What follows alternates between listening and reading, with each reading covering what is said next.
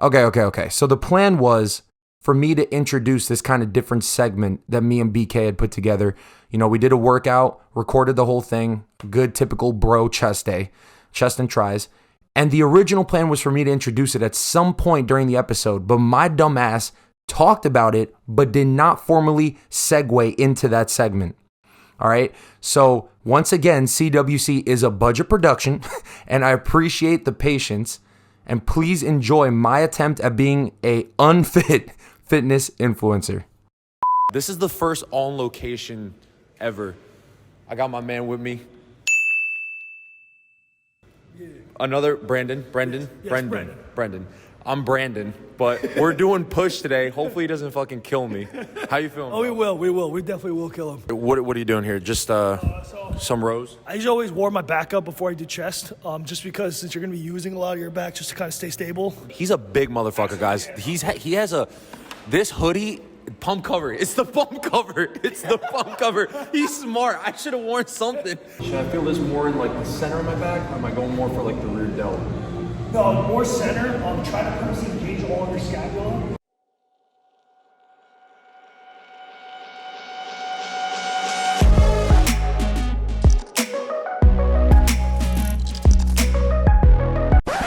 I'm in the way back. You see me over here walking around like a buffoon? This is hard recording in a public gym, not gonna lie.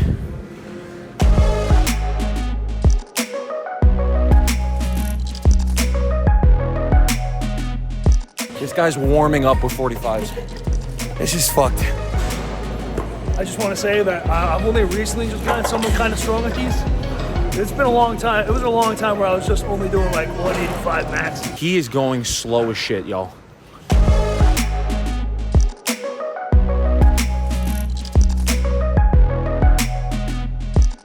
I'm gonna just take y'all through my little mental thoughts here as I'm going.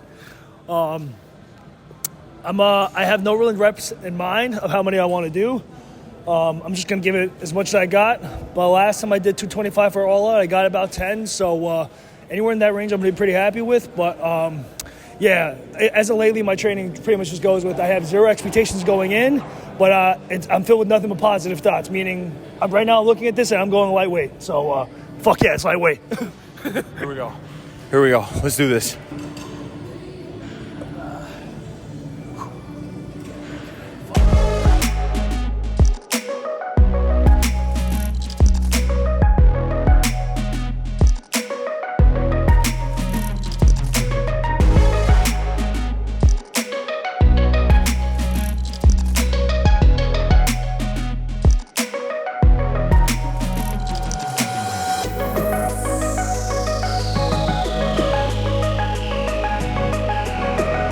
Now we did a heavy thing with the press, and now we're gonna worry more about kind of pump and squeeze with this.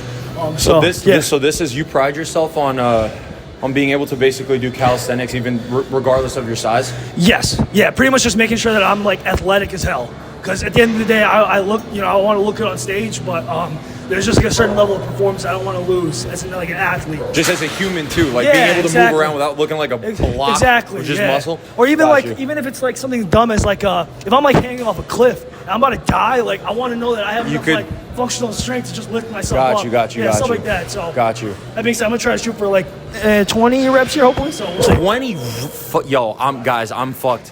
There's no way I'm gonna be able to do this, y'all. 20 reps is OD. Do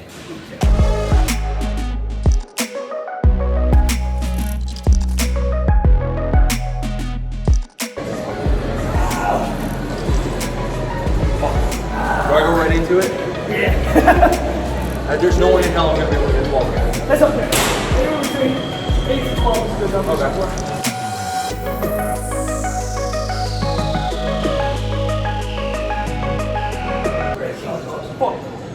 Come on. Nice, that's good, perfect. I failed. That's true failure right there. Yo, my ass cheek. I don't have the mic on right now. I had to bring my mom's iPhone. My ass cheek damn near cramped up. On one of the ones because I'm like trying to extend my leg backwards.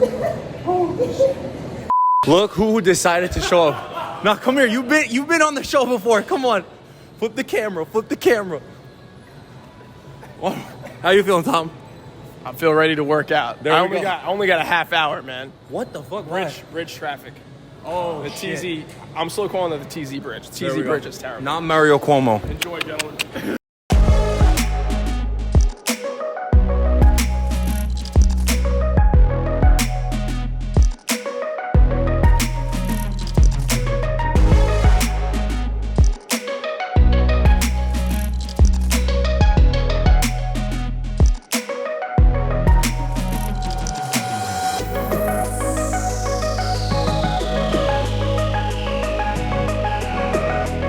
So the variation we're having to do is kind of like a tricep rope push down, but instead of going this way, we're gonna go down this way. So we're turning it more into like a press almost.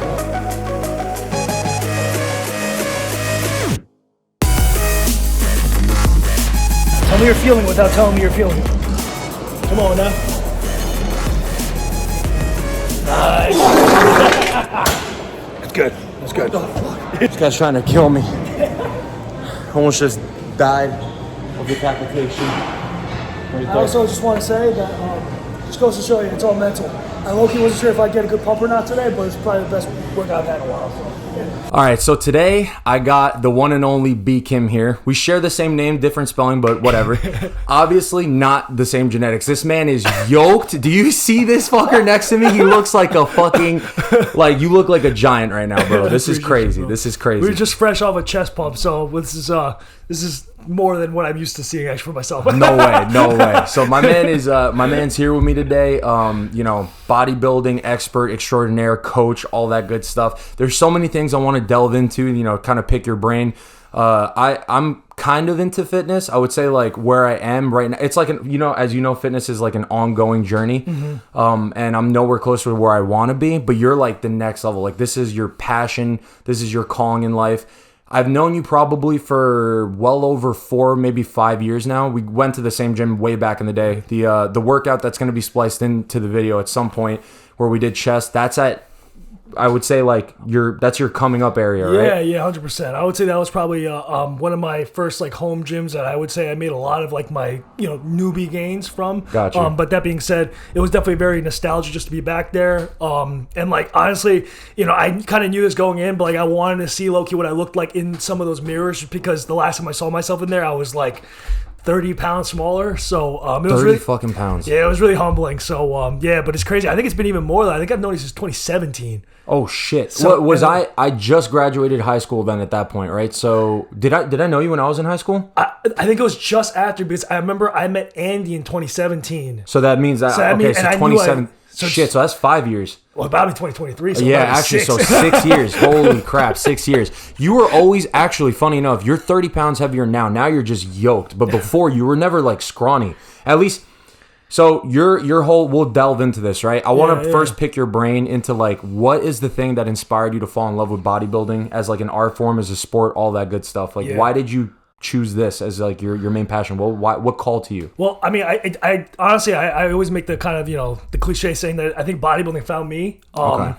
So I think when I first, started becoming an athlete, when I started to play golf, I initially just, didn't really care too much about fitness. But once I got to a point where like my weight started to kind of come back up, because I've been overweight before, I've been probably a little bit too heavy, like 3-4 separate occasions in my life. Mm-hmm. So for me, kind of getting back to like kind of in shape has always been a little bit of a battle. Even now, I would consider myself, I know it sounds dumb, but for bodybuilding, this is kind of still a little on the like the softer, fatter side, because I'm in like off-season mode. So, and I've always been just like a heavier person. So for me to stay and get into shape is a lot of hard work, and which is why, a lot of my dieting for, my bodybuilding shows is very like hardcore, very stressful. Really, really strict. Yeah, there's like calorie 1,500 calories some days. 1,500 calories? Yeah, I'm eating like a bird, dude. It is bad. 1,500 fucking calories. Isn't that like that's like less than like bikini competitors would consume? 100%. Right? Yep. Yeah. So I'll just say like the conversation that I'm about to have with you, the only knowledge base comes from like Greg Doucette and dude, that's Jeff pretty Calloway. good. That's a pretty good. Yeah. He's probably my favorite fitness influencer. We'll go into that a little later, but so as far as like, was there any specific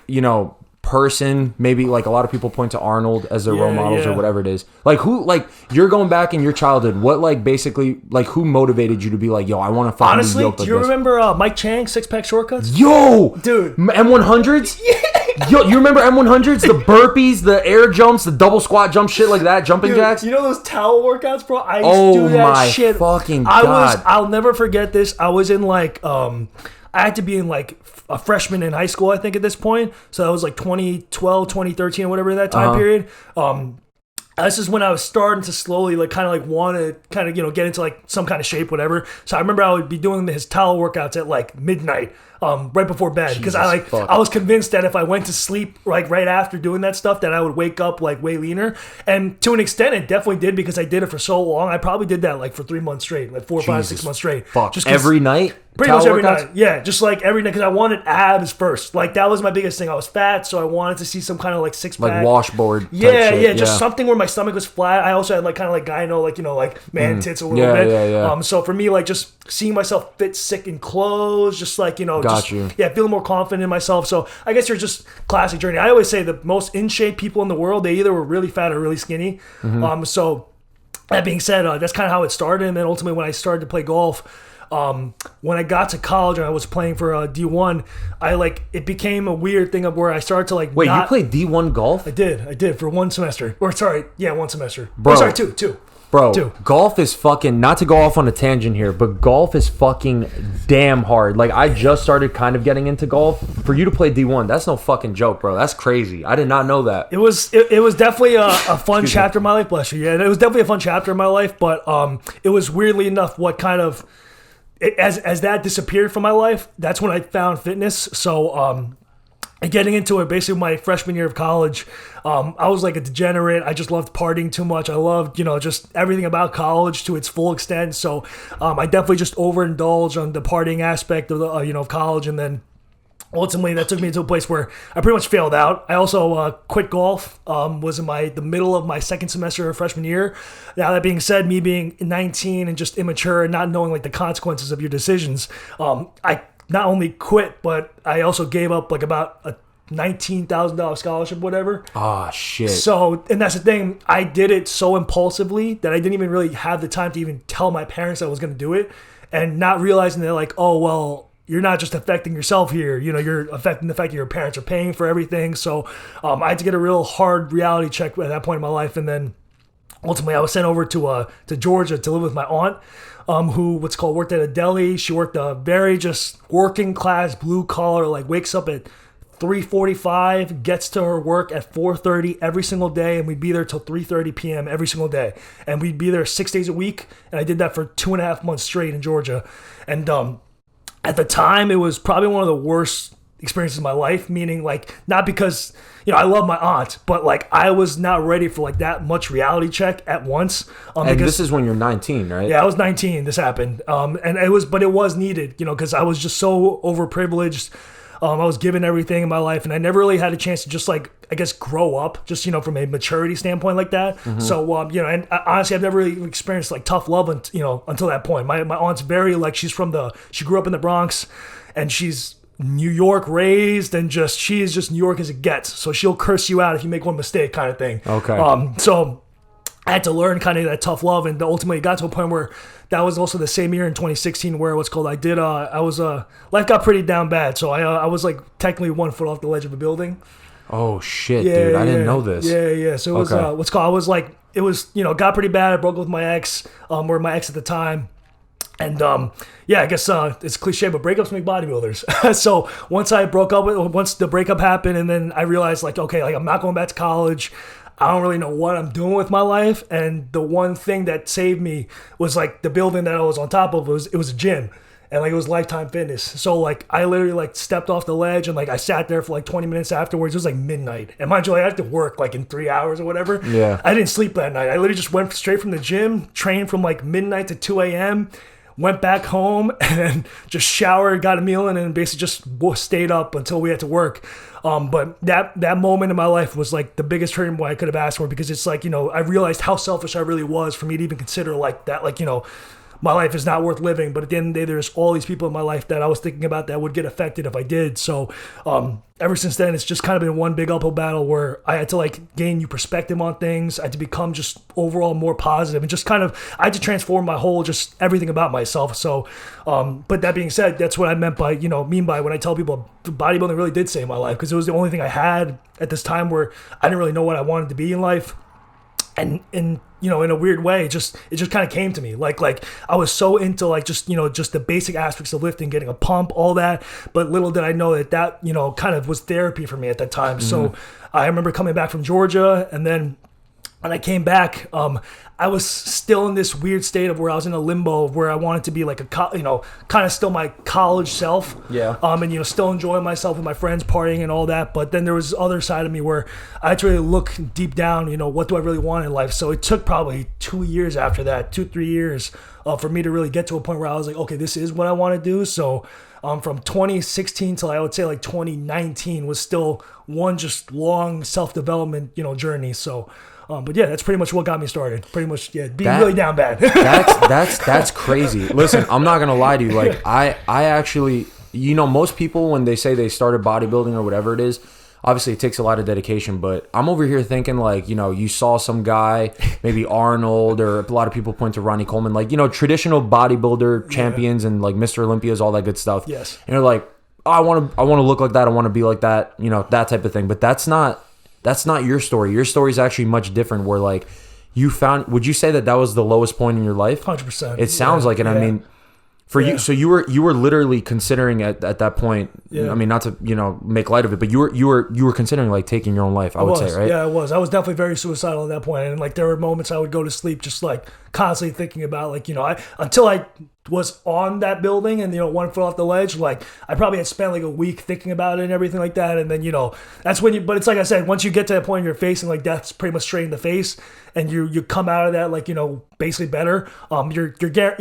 That's why I always tell people nowadays, when it's like, if you're ever going through some shit, at the end of the day, it is always going to get better. Yeah. No matter how unlikely that may seem in the given moment. But yeah, that being said, I think being really down bad was it's ultimately, I think, the best thing for any grown men out there or any boys out there that's trying to become a man. Some real life adversity, that shit will make you grow up real fast. This is crazy, guys. I came into this podcast thinking we were going to talk about bodybuilding and stuff like that. You just dropped.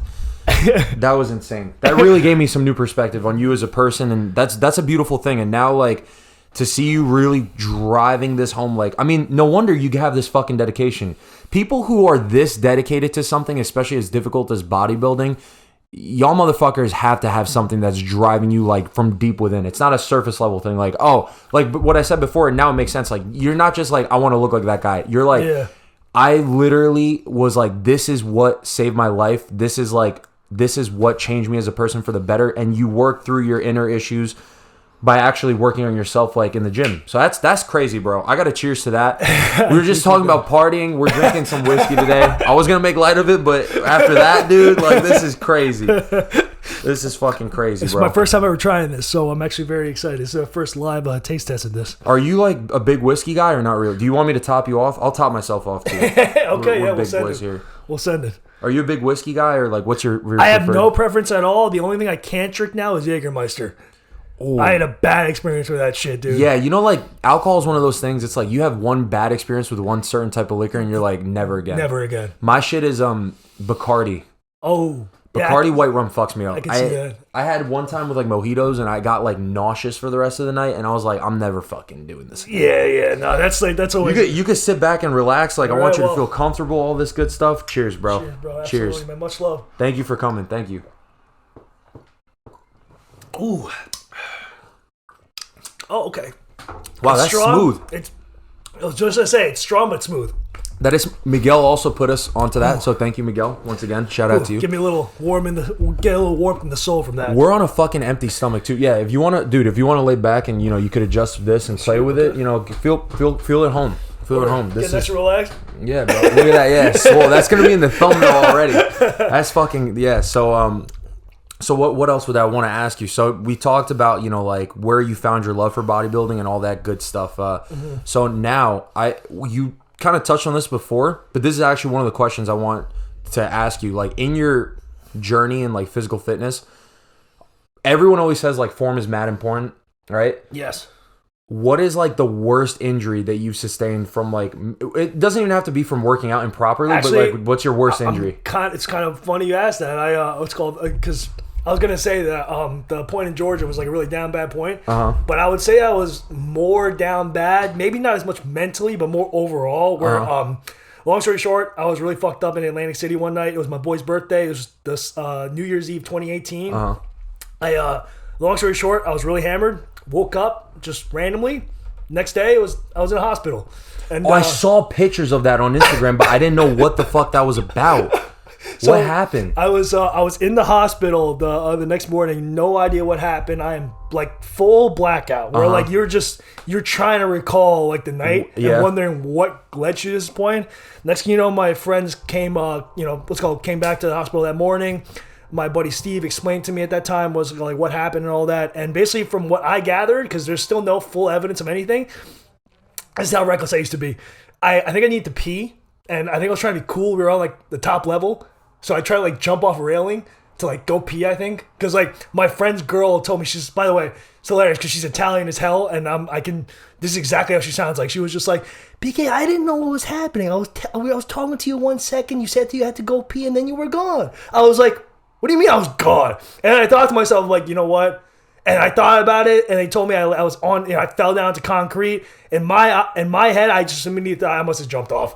I must have tried to jump, like not even on some sick shit, but just more like I was trying to be cool. How high up off that? Were you on like 6 the feet? second? 6 feet off railing. Yeah, 6 feet down to concrete. I fell down, and I fucking So you want to talk about injury? You can actually almost still see it now, but my shoulder blade here is like a little bump. Right here. Right here. Yeah. So my left collarbone was like fully like not even just detached, but it was like this. So like, you fucked your collarbone up. It was bad, dude. My left arm, I couldn't move it. I had to be prescribed to Xanax, Percocets for like 2 weeks. What the fuck? Did you need surgery for this? No, but because I got lucky. I found this Cairo guy. His name is Rafael Castro. Shout out to Raf. He's this like 280-pound massive individual. Is it the one? Okay. The one on PR. Yeah. Yeah, the one that's like if you're driving to near Aquaterra. Yes, it's in that by the lights. Yeah. Right by the lights. Holy shit, I've been to him before. This guy's a fucking bear of a human being. He's like 6'1", like 200. Yeah, what'd you say? Hulk. He's a Hulk. He's literally Hulk. He was manhandling me. I got adjustments one time from him. He grabbed my leg and he popped my fucking hip out. Like I was just like, oh, okay. So now I feel like a rag doll. This is fucking crazy. No, literally. That's what he's so yoked. He gave me the most like. Not even just the most important adjustment of my life, but probably he literally scared the shit out of me from doing this. But I remember he was about to fix my collarbone, and basically how he fixed it was he basically just put all pressure into everything he had and just shoved my collarbone down and back. So like it wasn't like a regular adjustment. Was it broken at that point, or was it just? No, he pretty much told me like at the time I remember he just said your collarbone is completely out of place. Like so like this was like so it was basically like this. And he shoved it back down to here. So where it's at right now. And then back. And back. Yeah, so it was like forward. Did it hurt? Oh, dude. Because he also didn't give me a warning. He like tried to like tell me something else to distract me. And so then just popped it back. And yo, I remember I felt my whole like left side of my head, neck, shoulder, like everything here. It was like my nerves like had just woken back up. And I remember he put some tape on me. And he said, "Oh, you're good to go. You can train if you want today. You can train some arms." I was like, "So are you like I'm good. Fully functioning now?" I am good. Honestly, this is the crazy part because I was telling you this earlier. How that was the injury I was talking about. I said that's why I'm so into warm ups. Yeah, and getting my stability of the shoulder and all that stuff. That's where your mindset. That's fucking insane. It's because I almost lost this fucking arm. That like now that I'm like, is you know what? fucking insane. Yeah, the only bone I've ever broken is like my nose. And funny enough, Tom was actually the one who did it by accident. We were playing, Tom. We just shout out, Cardi. Yeah, shout out to you, bro. You'll see Tom. He's been on the podcast before, but you'll see him. He makes like he actually was at the gym. Funny enough, we saw him, and we were playing volleyball in like the 8th grade. He claims that it's not his fault. It was his fault. He was a ball hog back then, especially. Like he's a really competitive guy. He was a ball. The ball's coming straight from my unathletic ass, especially when in the 8th grade I was just like this fucking chubby ass kid. And it's coming right at me. I went to go jump to get it, and he was like, I don't fucking trust him. He was in front of me. He was like in the line in front of me. He jumps up, hits it, and on the way back down, his elbow just drives directly into my fucking face. Dude. I land, I'm like, okay, that was weird.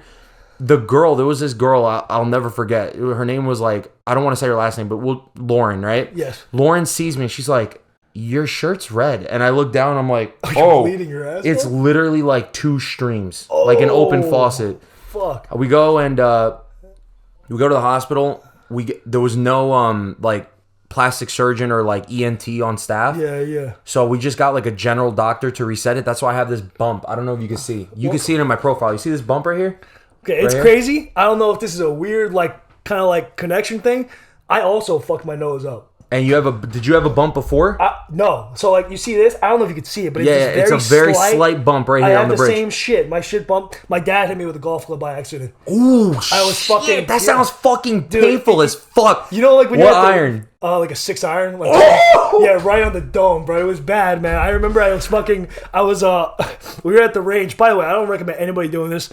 Like, normally at a golf range, there's a fucking little line. There's a hazard line that says don't go, like, past a certain point. And you went past a certain point? Dude, I literally was... No, not only that. I was on the booth next to him, and I had decided to walk not this way, like, where everybody else, like, normal way to go around. I went the way towards where you're shooting the balls. No fucking way, I was trying to get my dad's attention by going, like, yo... I was literally like in the path of as he's swinging the club, and he doesn't hear me. So like I'm like, yo, I went one last time, and his fucking Boom. 6 iron just whacks me right here in the dome. Did you bleed?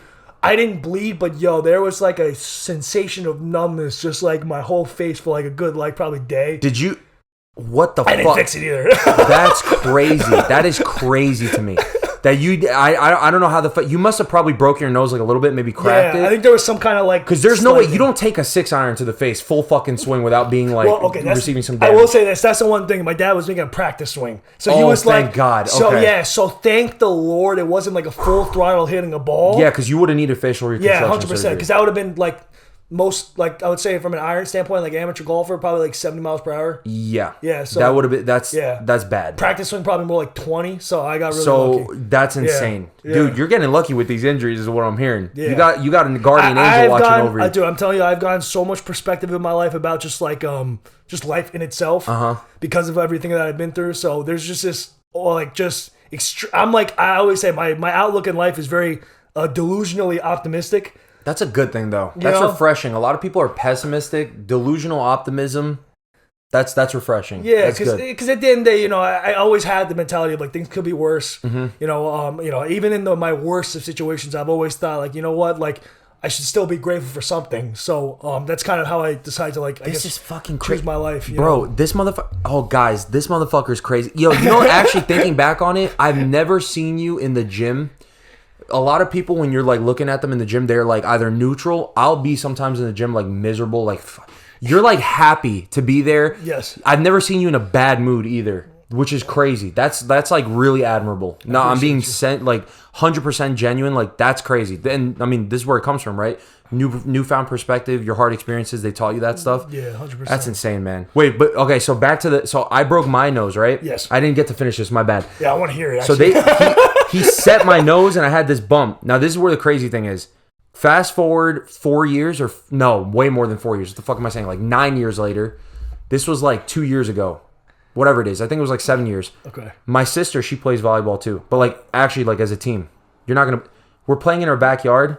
Now it's not Tom. Mike. You know Merced. Yes. He's been on the podcast too. Same fucking situation, except instead of it going directly to my sister because she played volleyball, she went from a dive. Like where you go like this. This is like a bump, I think, right? Yes. She goes for a bump, but it's like low to the ground, so she dives for it. Oh, it happened to her? As she goes to dive for it, Mike dives for it too. Yeah! Elbow right to my sister's face. The same shit? She broke her fucking nose. Oh, but get this, her nose is perfectly fine because just so happens, same fucking hospital, by the way. When she goes, there happens to be a fucking plastic surgeon.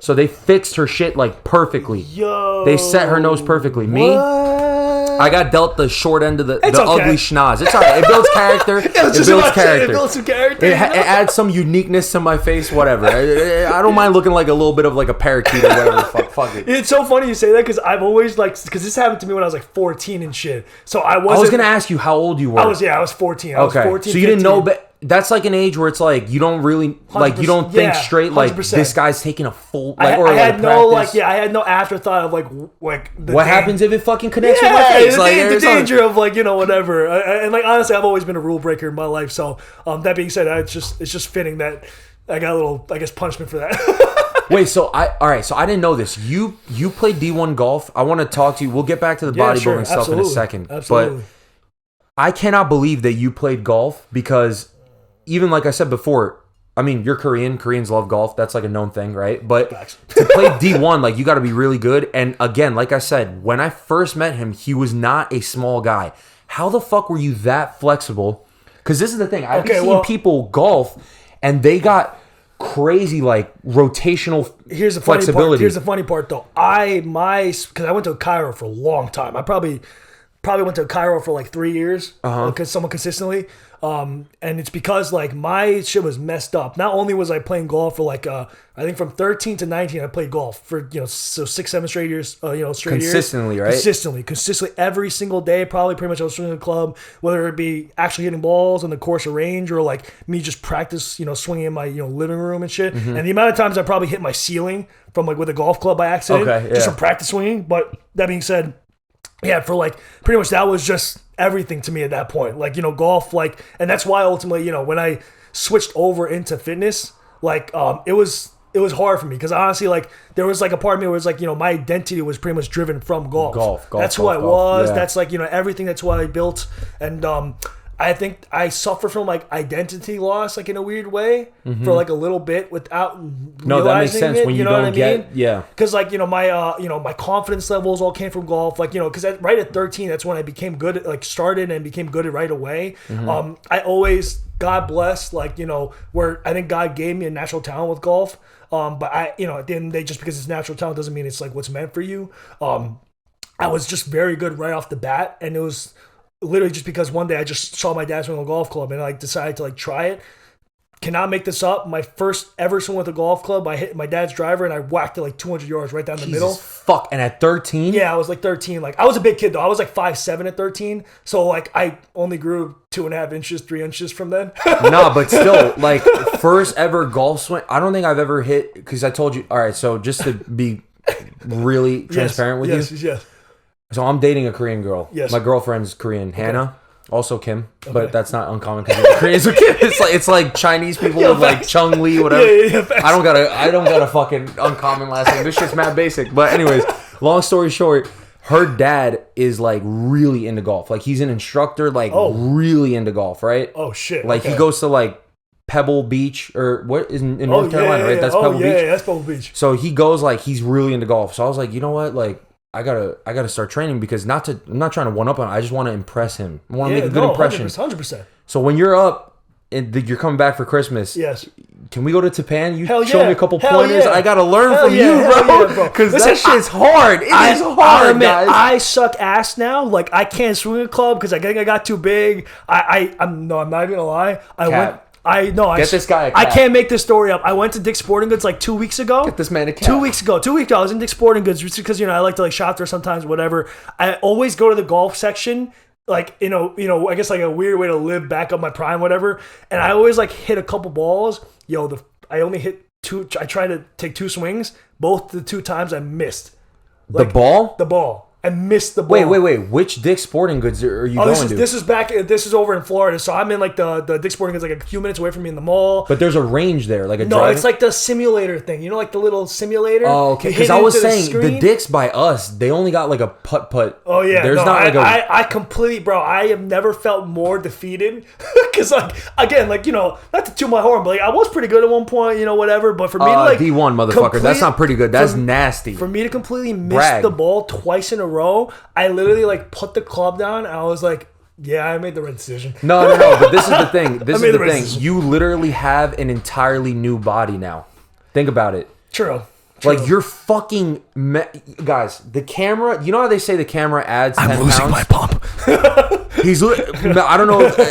He's so fucking large in real life. Like it's actually scary. Like I'm a taller human being, and I think like naturally I carry like more muscle than the average person. No, you're pretty filled out for your size. But you're fucking like insane, bro. This guy was warming up on incline bench press. Well, he was like, full disclosure, I'm not natty. Oh, okay, yeah, we can talk about that. But even when you were natty, yes. You know what? Do me a favor. In post, Brandon, throw up some pictures of natty Brendan here. Yeah, right now, here. right there. Yeah, it's in the camera. It's in the camera right now. They're seeing it. The people are seeing it. To be fair, I wasn't what's it called? I definitely didn't have awful genetics from a natty standpoint. I just think it was one of those things where like once I really knew that like that was the route, like this is what I wanted to do with my life.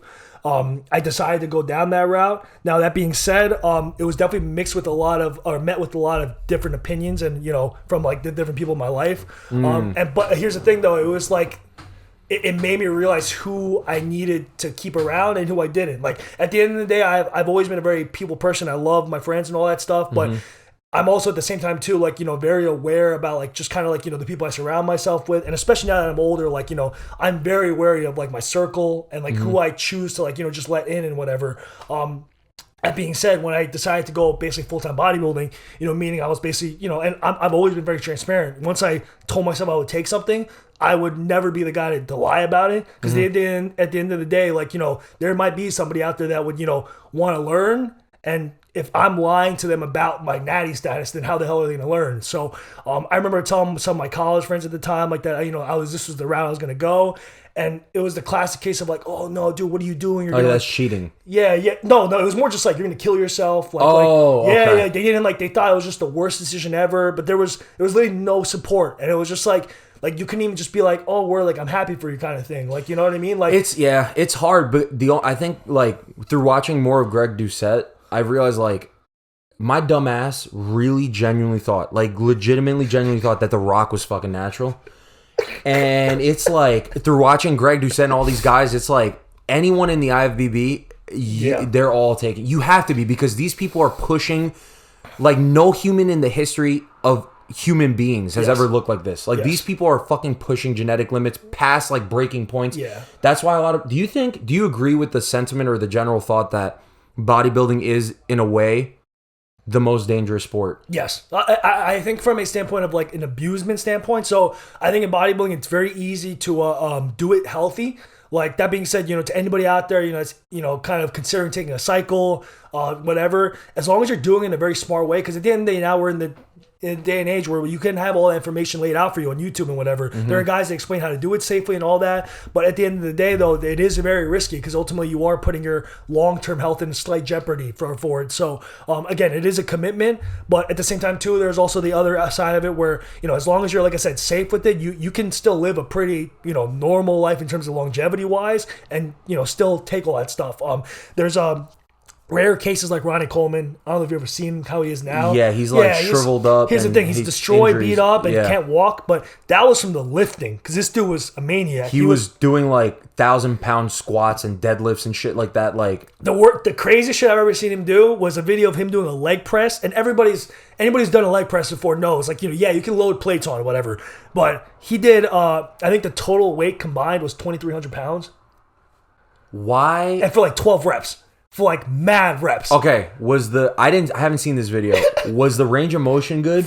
Full range of motion. Full range of motion, blasting that shit. 2,300 pounds, dude. And well, no wonder he can't fucking walk. No wonder he's like Charles Xavier. People think he's abusing. That's it happened from abusing gear. It's not like you see a guy like Jay Cutler, for instance. I don't know if you know who that is. Yeah, I do. Jay Blonde Cutler. hair. You met him. I'm pretty sure. Did you meet him in Powerhouse here? Yes. I follow bodybuilding a little bit. Not gonna lie, a little bit. Okay, hell yeah. So he what about him with gear? Jay's very like, he looks so healthy now. He does. I've seen him. Great. Yeah. Hair is great. Now, to be fair, he got hair transplant. A lot of guys do. A lot of guys have to. Test.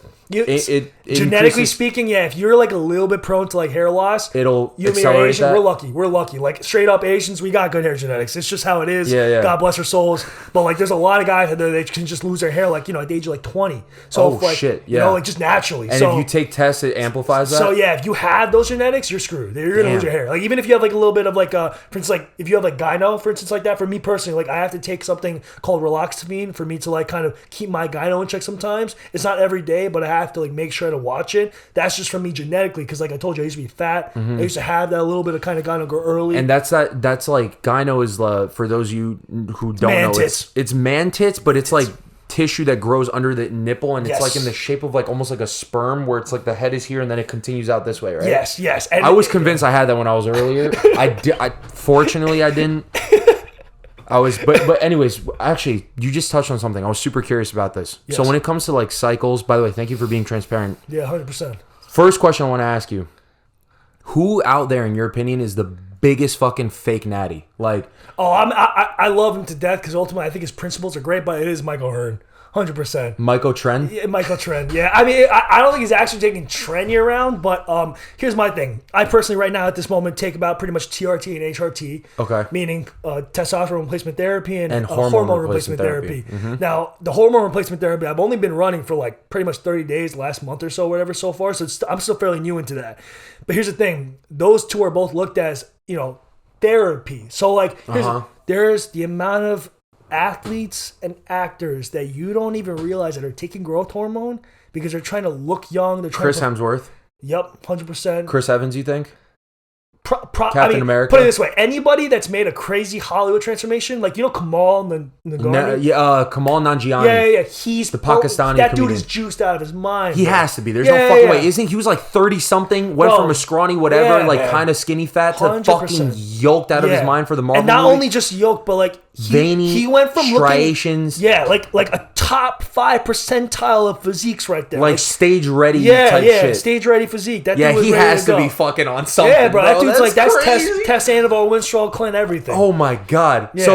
So this was so that's good to know, because actually I think that's like, this is another thing I want to ask you. Those people out there who are on those like Hollywood A-listers, right? Mm-hmm. Who are on those supplements, or not supplements, like cycles. Yes. Do you think it would be of positive impact to like kids when they're 14 trying to come up and they're seeing these people like, oh man, it would be good for them to be transparent about what they're taking? Yeah, I mean, dude, that's really the fucking conversation of all fitness right there. I think, especially nowadays, I think with the era that we're in, I think the whole natty or not thing is such a taboo topic or whatever.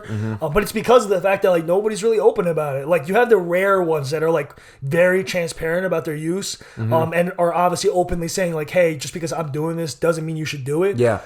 But at the same time too, it's like there's a reason why these like 14, 15-year-old kids are taking SARMs and like are completely screwing themselves over. Yeah, that's fucked, right? That's way too early to start with fucking not even shit just like that. Too early, but it's like, why would you take the thing that's not even medically backed up? Like at least like all like the and that being said, I started off with SARMs for myself when I first started, but I only did it for like 15 days and then I just went on to the real thing. So there are kids, that I know that are like 16, 17 running SARMs for like months. So when you're prepping for your peak level physique to put on as much muscle as possible, what is the cycle? What's the thing that you use? So I would say my last cycle for my last year's show for Atlantic States, I did pretty well. But it's you're putting some shit in your body. I took about per week about 600 milligrams of test, 300 milligrams of masterone, and then around like I'd say like 10 weeks is when I started to throw orals in like Animal or Winstrol. And diuretics before the show, right? So actually I didn't run diuretics for that one because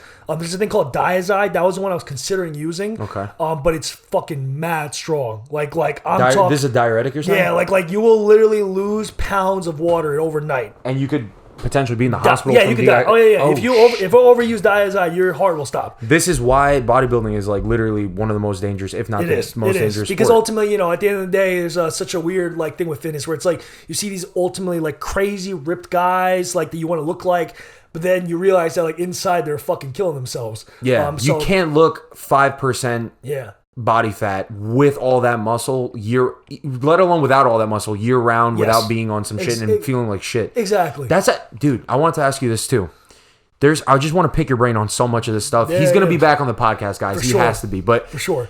What is, like, when you are, first of all, what is, in your speculation, the leanest you've ever been in terms of body fat percentage?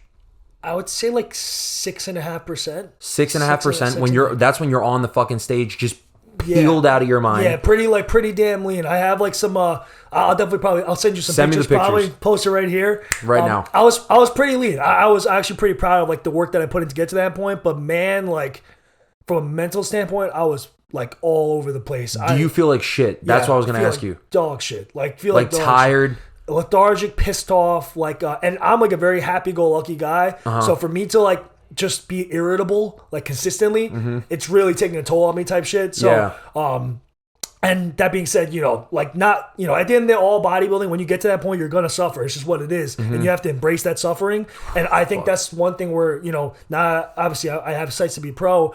My mentality has changed quite a lot. Like even from last year, I think I looked at.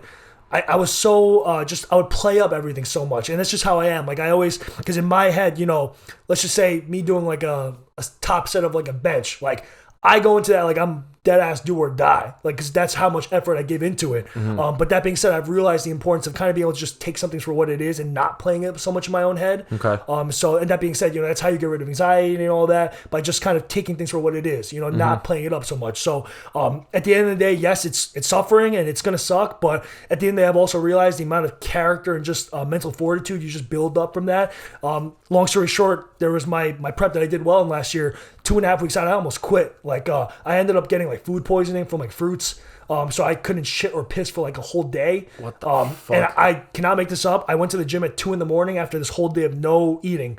Actually, I ate like probably like a few bites of egg whites and I wanted to yak basically right after. But that's how bad it was. I went to the gym at like 2 a.m. that night. I was on Stairmaster for an hour straight in like all sweats in the middle of the summer. It was like May 26 or something like that. So it was getting pretty hot. And I was loaded up, sweating my ass off, and there was like 3 separate occasions where I was on that Stairmaster like crying because like I told myself that like all this stuff about like you can't give up now. It's you're too close, whatever, all that stuff. And this is in prep for your show. 2.5 weeks out. I'm 2.5 weeks out. And that being said, I was like 8 days away from a photo shoot that I had to do. And now that being said, when you're like at this point in prep, your body dysmorphia is at all-time high. I didn't look fat, but in my eyes, from the water I was holding, from the stress, and just how bad my body was reacting for like the food poisoning, I look like shit. And like in my eyes, I was close to giving up. And like I even called my coach at the time, Phil, and I said, I don't think I'm gonna do the show.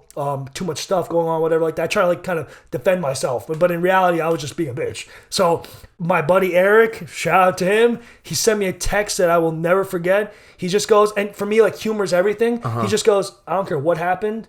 You're getting on stage, Tubby. That's what he said. And like, it made me laugh enough to be like, yo, you know what? You're right. Like I'm playing this up way too much in my head. You're making it bigger than it is. It's not that fucking serious. Yeah, you got this shit. Just finish it off. And I told him to, the last time I saw him, I remember, was like that he was the reason why I kept going. Jesus, that one little text. Man. That's fucking intense. Yeah. It's the most intense sport there is, man. But here's the thing. A lot of my character as a man now has been built from that. Even where I'm standing now in my life, like compared to a year ago at that time, like I'm a completely different person. And a lot of that is just because of perspective I gained from all those moments. Fuck, bro. Yeah. My God, that's insane. But we want to cheer this off here. One last one. No, my bad. I'm like thinking there's so many things going through my head right now. Like, cheers. Like it's insane that you're like willingly putting yourself through all this pain and like torment to like pursue this goal that you have in mind. That's so clear. So 6.5%, or you said 6 or 6.5? I'd say 6.5. Yeah, 6.5. 6.5%. Because I've heard this. When you try to go to sleep at night, when you're that low of body fat, it's like very difficult to get a good night's sleep. Yeah, is that true? I'm an insomniac naturally. So like I love being up at like 1, 2 a.m. I don't know why. It's when I'm most peaceful, all that stuff. Whatever. But like, yeah, when you're like dieting and stuff like that and you're like really deep into prep, not only since I'm an insomniac, I can't sleep anyways, but like then the hunger kicks in. And sometimes I'll smoke weed at night, and then the munchies kicking at the same time. So for me, I'm just chugging water and just doing whatever I can to distract myself from. That's fucking crazy. Yeah. The amount of self-control and like willpower you have to not give into that. Because I've smoked a couple times, and the munchies, the couple times that I've had them, I cave in right away, bro. But that's why I look the way I do, and that's why you look the way you Whoa, do, dude. let's not be a sloucher. You look pretty damn good. You kept up pretty good today's workout. I got a ways to go. Oh, this is gonna ask another thing too. What is in your eyes your best body part? So when you go on stage, when you're at you're just like this is my shit right here. Like okay, this so admittedly, I know my legs are my most genetically gifted. But I would say right next to that, I would say my triceps. Your triceps? Yeah, I would say his fucking legs are, guys, he's cut off right now. But again, you can see in the pictures that I put up, it's fucking crazy. This guy's built like a goddamn like workhorse. But here's the reality though. My legs are, let's just say big to the, regular people. But in bodybuilding, it's still like a lot to grow. And like I've stood next to guys that my legs look like tiny compared to them. That is crazy. Yeah, so dude. it's very humbling because that's why I'm happy I'm in Florida. I'm I see so many fitness guys, bodybuilders that are all just at another level, and ultimately at the end of the day, the people you surround yourself with and the environment you're in, that's what's gonna mold you. So it's all relative. Yeah. So I think being around people that are just constantly better than me, that makes me want to just keep shoot for more. So but that being said, I think I would say my triceps and my shoulders are my two like body parts I'm really proud of personally. Gotcha. My legs, to be honest, I've always had legs. I have my dad's calves are bigger than mine, even to this day. He doesn't train for shit. He doesn't do anything. He's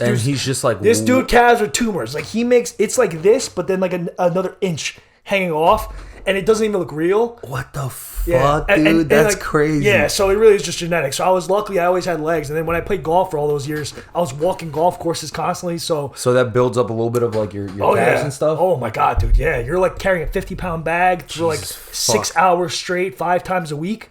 So like I was basically just constantly doing legs all the time without even realizing even trying. So that's why you got the freaking dude. His legs are like you've seen them in the pictures at this point. It's just crazy. Like that's the one thing I know. I'll never forget this. One of the first most impactful memories that you had. This is like so vivid in my head. I was training some bullshit that day, and then I'm like looking, and like you said before, Andy, our boy Andy, who's also been on the show. Shout out to Andy. He goes over to spot you, and I'm looking, and you got like some absurd fucking weight. Some absurd fucking weight on the bar. Like squat rack. Squat rack, yup. And I'm looking at you, and I'm not going to lie. I was like, there's no shot he gets this. Like, that's not normal. Like, that's mutant level shit that he's doing. You go, put it on your fucking back. You do your usual. You could tell when he's dialed in. You're just like, you're focused, you're zeroed in. You go... brace, you go down, and people do quarter squats. This motherfucker went at least parallel. At least. And then went up. I tried to. And then I think you went back down for a second and third rep. And this was like breaking 400s, I think. Yes, I was probably like, if I to be honest, I almost... I don't want to say I remember it, but like I would say probably like up in the like 425 range. That's disgusting. Yeah. That is. I don't squat that much anymore though. I'm gonna be honest. I stopped. I actually had to like literally. It sounds dumb, but like Cardi was talking about this earlier. Shout out to Cardi. I had to stop training legs for a while on purpose because my legs were growing too fast. Like there was when I was relative natty, to the rest of your body. Because here's the thing. Like I was my strongest when it comes to squats when I was natty. Like where that's how strong my legs genetics were. But like I'm a bodybuilder. Like so like I always loved bodybuilding. So for like there was one random point where I just realized like my legs are 3 times the size of my upper body. Like I gotta chill. So you gotta just focus on the upper body. I shit you not. I went a whole year without training legs.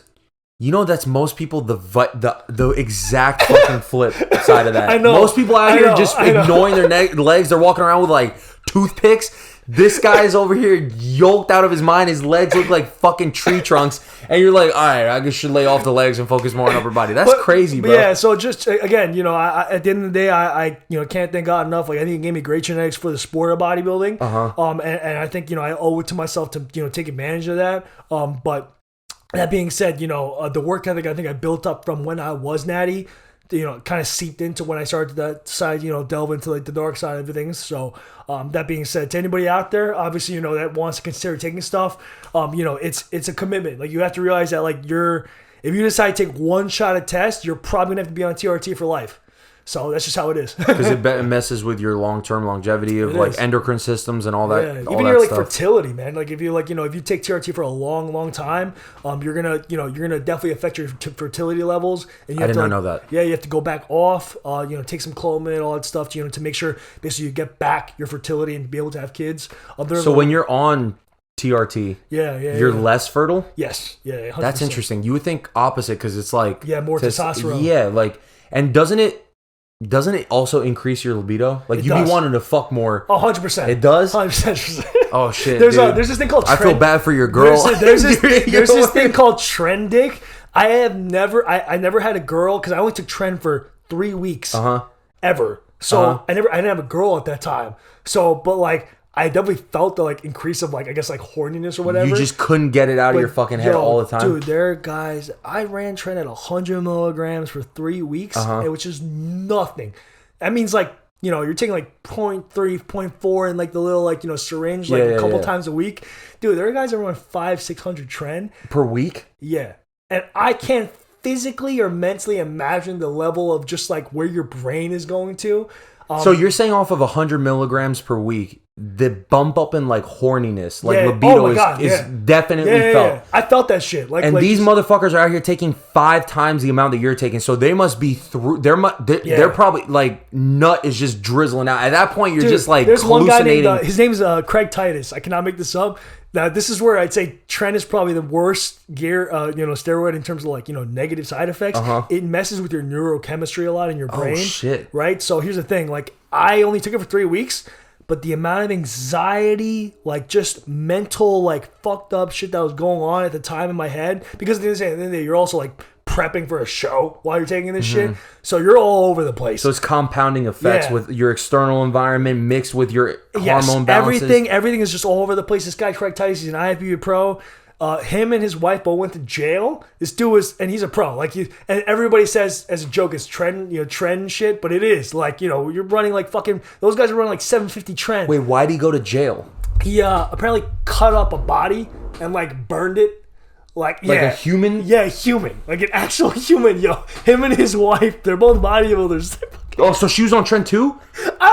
Probably, bro. So they were both prepping for a show and they fucking murked someone? No, they're just pro bodybuilders, and they both had to go to jail because they fucking literally cut up a body and fucking burned that shit. Dude, this is like that movie, No Pain, No Gain, with like The Rock and yes. Dude, what the fuck? I did not know. Like, wait, okay, so this is another thing too. I have to ask you this because you've been on. You've openly, by the way, thank you so much for being like transparent and clarifying that you're not natty. Yeah. And it's like, is roid rage a real thing, or is that just like a fucking the only time I ever experienced it? And to be fair, this really but it hit me hard though. I have a little bit of road rage, just naturally speaking. Like, I'm just a little impatient sometimes. And for me, like, road rage is like the only issue I'd say. Road or roid rage? No, road rage. No, I'm saying is roid rage. No, but that's what I'm saying. Oh, you're connecting the two. Yeah, the only time I ever experienced roid rage was on the road. Okay. And so it's roid rage.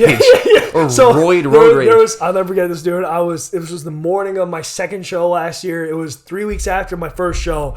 And admittedly, I knew this whole time that I wasn't on point. Like, I knew I was a little bit off, and I kind of took a little bit of like a mental step back from the bodybuilding.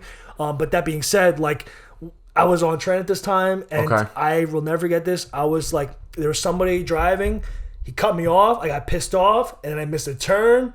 And mind you, this was the morning of the show day. Like, on show days, you want to be relaxed, chill. Yeah. And I'm the one driving at this point. Yo, I cursed and screamed. And meanwhile, my client is next to me. Shout out to my boy Eddie, because he was like super chill about it. But like, I never cursed and never like yelled like that in my life, honestly. But the amount of like tension and stress I literally felt build up from that moment. And I think that's why I looked like shit that day, because I was so stressed. But how much of that do you think is the test and versus like, because also like you're drained, like your fat is so low that you have to be irritable at that point. It is the gear, but admittedly, like, it is also my natural just temperament. Like, since I'm already impatient, it just increased it to like tenfold. But that's why if you're if you're under the age of like 21 and you're like not even really like 100% into bodybuilding, don't ever take Tren. It's the dumbest you could ever do. This is only for strictly bodybuilding. Yeah. Like, if you're trying to be a IFBB pro, if that's your dream, Yes. Unfortunately, or fortunately, however you look at it, you're going to have to probably go on Yeah, that type you have of to stuff, go on the big stuff. Yeah, 100%. But even then, so I have a lot of clients and athletes that have competed naturally that looked fucking amazing. And honestly, some of my natural guys got more appeal than the guys that are on stuff. Wait, I was going to ask you too, like how many, because he's a coach too. So on top of competing, you've done, I think, 2 shows, right? Yes. Oh, no, 3. 3 shows. So 3 shows, one of them was natty. And then actually, no, sorry. No, one of them was natty year. Natty year. Yeah. It was a lighter cycle. So you've done 3 shows total. And on top of doing shows, you also coach. Yes. How many clients, ballpark, do you manage, like coaching day in, day out? I would say as of right now, right around like 20 to 25. That's a lot of fucking people to be managing. Yeah, but again, I really do, like, I'm so thankful because of all the guys that I have. They're all, I enjoy talking to them. Okay. I always tell all my guys once they, join me, that you're like family to me. Like, I'm going to text you every single day. I'm going to make sure you're okay.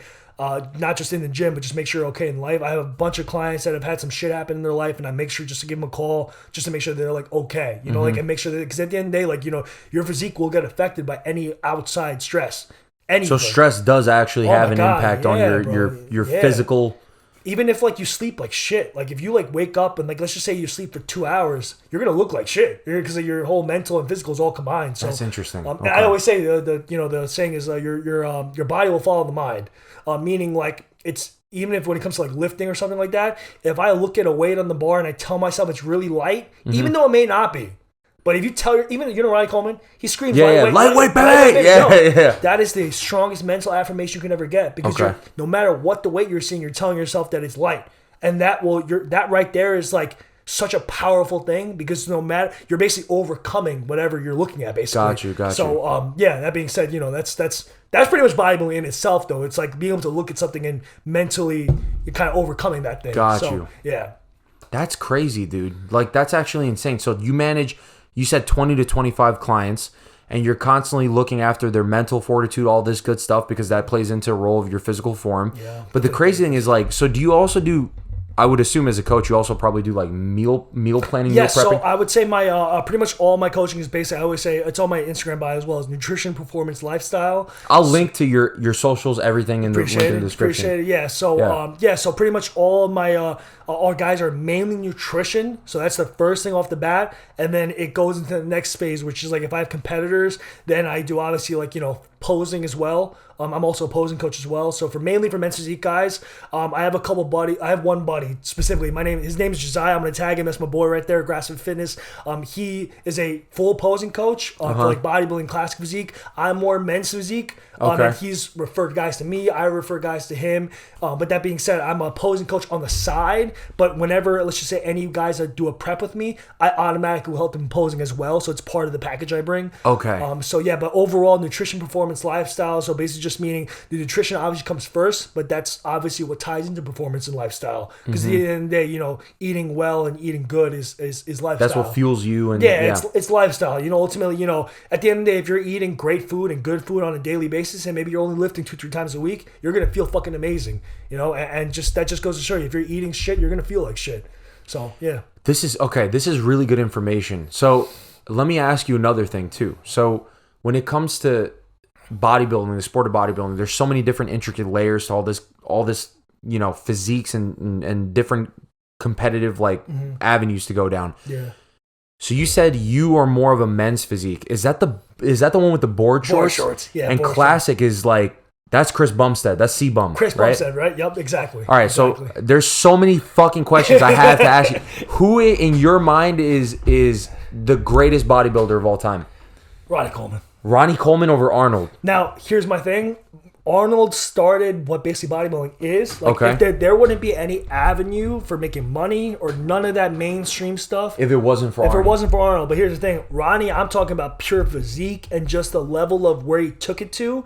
I think somebody said this, but it was a pro bodybuilder. He basically said in a documentary, he's saying nobody was willing or ever will be willing to take it to where he took it to from a training standpoint. This dude was doing every single workout 200-pound dumbbell flies, like you know what I mean, like just unheard of weights that you wouldn't even be willing to touch because, you know, at the end of the day, no matter if you're on stuff, at the end of the day, you're always gonna be a little bit worried about being injured or just like a little bit fearful of weight. I mean, 200. Yeah, like that dude didn't give a single fuck. He just said whatever. He laid it all out. Whatever it takes. And for me, that mentality is what makes him the GOAT. And even now, like he's all messed up, he can't walk and whatever. If you like, there's interviews where they ask him like, "Do you have any regrets?" It's like he literally goes. Like, there's one interview specifically where he's like, "Yeah, I wish I did that 800 squat for like 4." Wasn't that on JRE? It might have been. He was on. I think he was on Joe Rogan. I watched a little bit of that podcast. It's like fucking crazy. Amazing. Yeah. It's insane the amount of dedication that guy has. And he literally said that's all he was.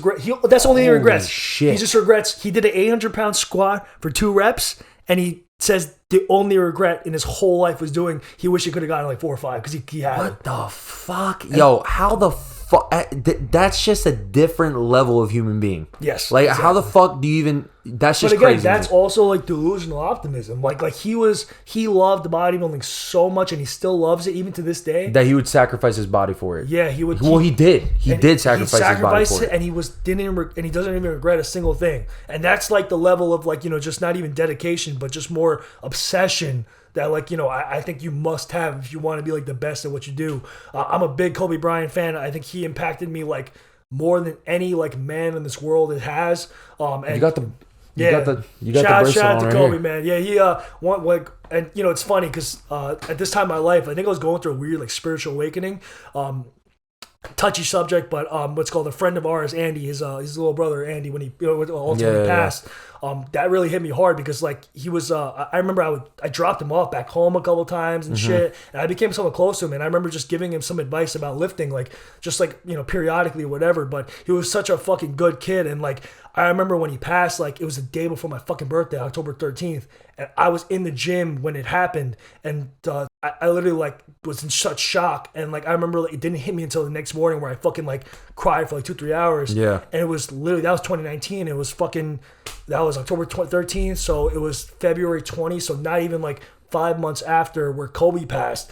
So there was 2 moments in a very short time where I realized like, yo, like life is so the fragility of life. Yeah, life is so fucking short, and like for Kobe, like he inspired me so much in the standpoint of like my mentality and just like, you know.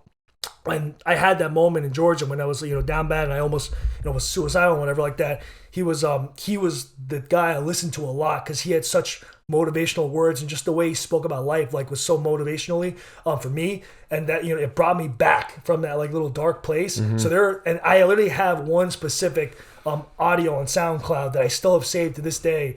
It's literally called Kobe Bryant Motivation. It's like just under 8 minutes long, I remember.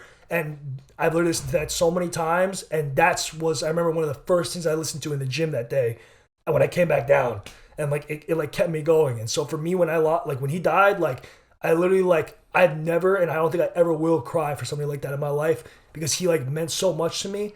And that's why ultimately my whole like Team BK thing, if you literally look at my Instagram, it's a purple and yellow logo for Kobe. Everything I literally everything I do for coaching is because of him, because he always past his, you know, basketball career, he had such aspirations for just inspiring the next generation, and that was his whole mantra, just making sure that the next people up are ready to go just for life. And that's kind of just how I see coaching. I want to make sure that all my guys, no matter who they are, whatever age they are, that they, you know, I'm giving something impactful and meaningful to them, because, you know, once I go, like at the end of the day, like, you know, it's just gonna be just me in there. So I want to make sure that like my legacy, and if somebody in my funeral one day says like, yo, I made a big impact on them, you know, their lives, that's literally all I could ask for. That's ultimately why, you know, I live the way I do, because, you know, Kobe was literally, that was his last dying message, just like, hey, listen, whatever you want to do in life, whatever passion you have, you got to fucking chase that shit 180% in. You can't be afraid. So that's pretty much, you know, how I see everything because of him, literally. That's crazy. Yeah. That's I'm actually at a loss for words. You touched a lot of points there that you know, it's clear, because you're pursuing your dreams. You're unforgivingly dedicated is something that I see. Like, I didn't even know you moved down to Florida. You're doing all these things to basically set yourself up for this next stage in your life where you become a fucking IFBB pro. You get all those, you get your card, and then once you get your card, you're gonna go and Actually, I didn't ask you this, but what would you like to compete in, ideally? Well, I think the ultimate long-term goal, because I do have, set up some long-term goals for myself. I think within the next 10 years, I definitely want to be like a top 10 Olympian. Okay. So on the Olympia stage in that, top 10 call out, whatever. From a professional standpoint, that's where I want to be from bodybuilding. But I think just overall, I just see the next 5-10 years of my life just as an overall just big growth process. I'm about to turn 26 on Friday, and at the end of the day, that means I'm one step closer to 30, and that's crazy to think about. But in my eyes, I really see it as like 26 to 30 is like my prime time years. So everything I built up from a foundational standpoint the last like 2-3 years or so, it's my duty to myself and both to Kobe to like make sure that I'm doing whatever I can to like build that up as whatever it can be. So I have no limitations on my my own success, but at the same time too, I have no expectations either, because it's at the end of the day, I just want whatever I can get out of myself. That's an infectious attitude. It really is. That's really good. I in a way, it's like when you say that, your guys that you're coaching and stuff like that, they're in fucking good hands, man. Also, not to mention the fact that, I mean, you've seen it, it's edited into the episode. That workout that he ran me through today was no joke, guys. And for you to also be like there, and you're not only nurturing the physical aspect of it, you're also taking it one step further, and really the mentality is that the really key factor that differentiates a lot of athletes in whatever competitive avenue, whatever competitive lane, whatever sport. That mentality is the thing that's going to take you to the next level. And it's awesome to see that you have that. And dude, I wish you nothing but the best in your future endeavors. And I can't wait till the fucking day you get your IFBB Pro card, bro. You post on Instagram. Oh yeah, I'm going to come back to you on this podcast. Oh yeah, too, 100%. Bro, please. 100%. Please. The title for this video is actually going to be, I survived or like going through a bodybuilders workout or some shit, and it's in the works, but I've been thinking about this for a while, right? Awesome, dude. This episode's been like, I've been looking forward to this episode for a minute, but I have a couple more questions I want to ask you, because we're getting to like around like the cutoff point here. But so in your eyes, right, when it comes to bodybuilding, or maybe just training in general, what is the hardest part to train? And then what's your favorite part to train? Body part. Legs is definitely the hardest, because it's the most mentally taxing.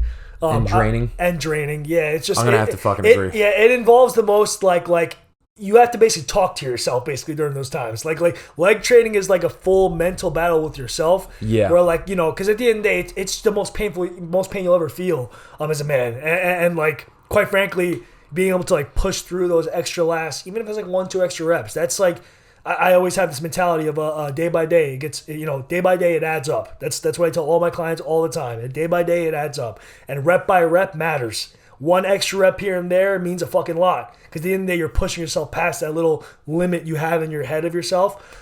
So that'd probably be the hardest body part to train by far.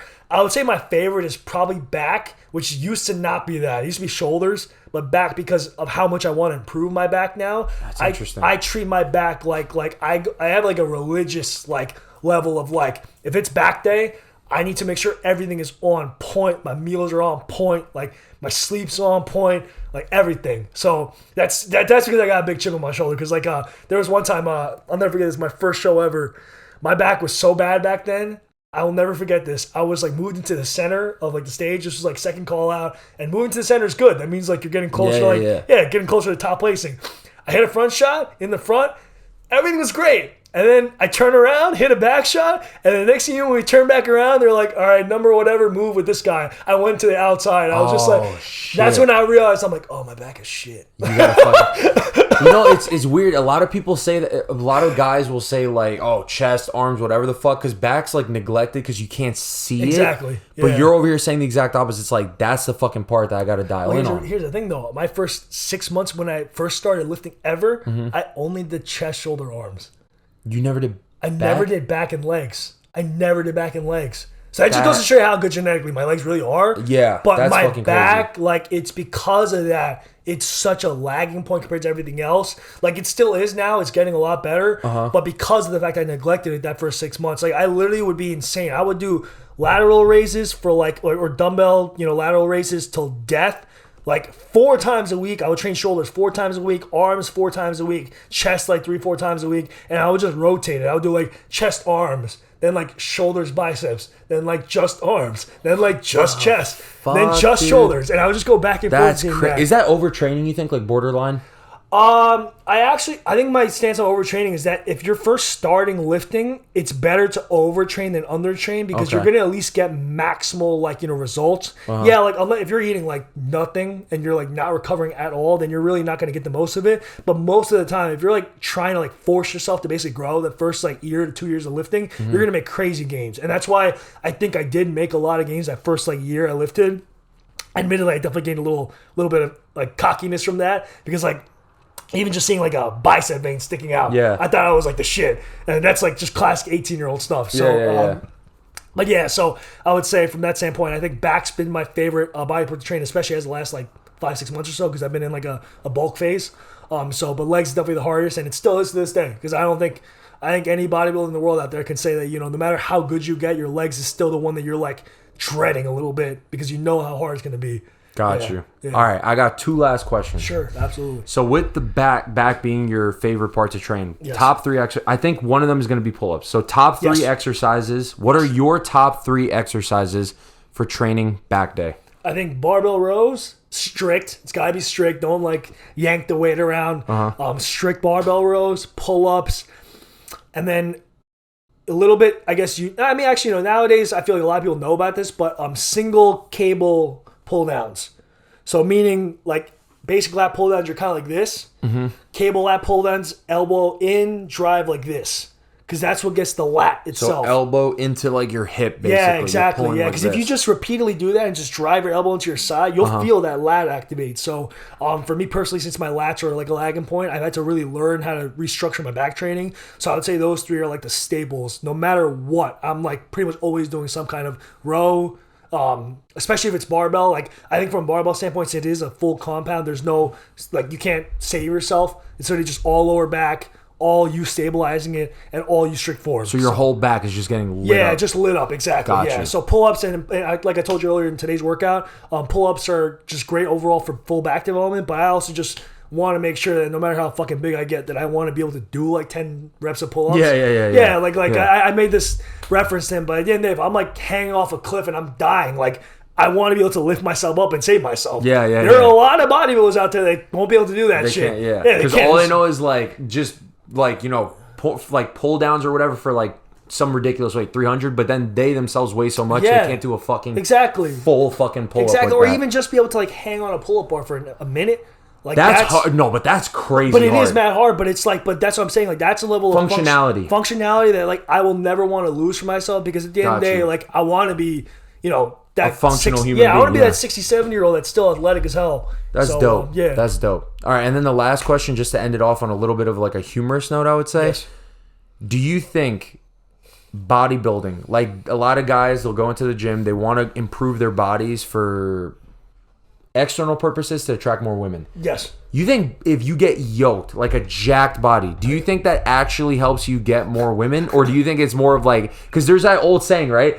You get yoked, most of the attention you'll get comes from actually other dudes. Yeah, I'll be honest. Yeah, that's still true. Shit, really? Yeah, no. So, because I've never gone through like a fucking transformation like that, but you've seen it, and then a lot of guys have gone through it. It's mostly just.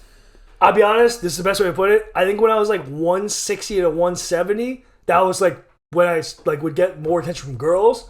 Once I got to like 180 plus, like that's when dudes are basically the ones to like tell you. Wow. Okay, so women don't really care about like size and mass. If I'm being honest, like as a man, like don't get me wrong, I've been overweight and whatever, but at the end of the day, like I've seen guys that are like out of shape, but they have the confidence of a motherfucker, and they can pull any girl they want. Because at the end of the day, it is ultimately all internal. But yeah, from a bodybuilding standpoint, like if you're like, it doesn't matter if you're you could be the most ripped dude on the planet, but like some girls will literally just look at that and be like, ew. Like especially if you're like sub 8% body fat, like the shreds. Yeah, shreds. Like a lot of girls will look at that. Like you have the rare few that it's like, whoa, oh my god. But then you have the rare few that's most of them, which is like, oh, that's too much. Oh, it's too much. It's too much. So yeah, that's interesting. That is so interesting, because guys will probably think the exact opposite. But again, that just goes to show you, it's like that's why ultimately when you get that far deep into bodybuilding, your reasoning behind it is so far past that superficial shit. You're literally just it's not to get girls, it's not to look more attractive. It's like it's a goal. Personal fucking mission of like, yo, I'm building a sculpture. I gotta, this is for me kind of thing.